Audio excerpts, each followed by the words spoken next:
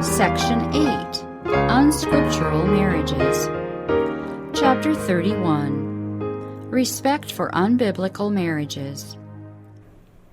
Separation not recommended.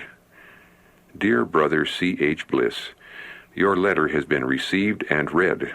I have had acquaintance with several such cases and have found those who felt conscientious to do something in similar cases to the one you mention.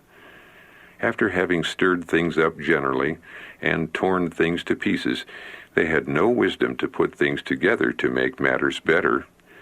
I found that those who were so zealous to tear things down did nothing to build them up in right order. They had the faculty to confuse, distress, and create a most deplorable condition of things, but not the faculty to make them better. You have asked my counsel in regard to this case. I would say that unless those who are burdened in reference to the matter have carefully studied a better arrangement, and can find places for these where they can be comfortable, they better not carry out their ideas of a separation.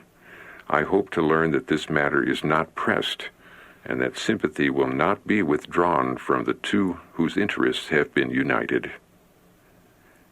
No hasty movements. I write this because I have seen so many cases of the kind, and persons would have great burden till everything was unsettled and uprooted, and then their interest and burden went no further. We should individually know that we have a zeal that is according to knowledge. We should not move hastily in such matters, but look on every side of the question.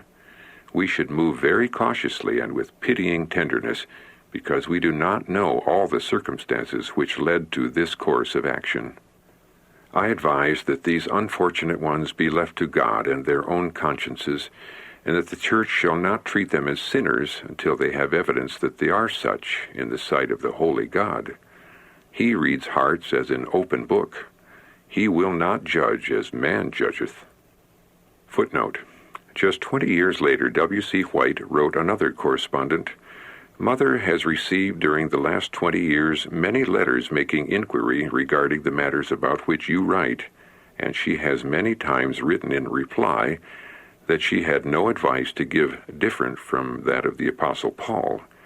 Recently she has refused to deal with letters of this character and tells us not to bring them to her attention.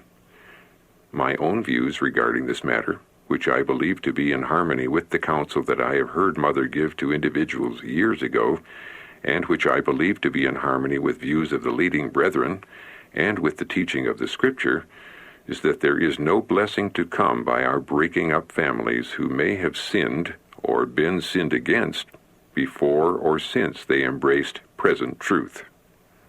End of footnote. Note.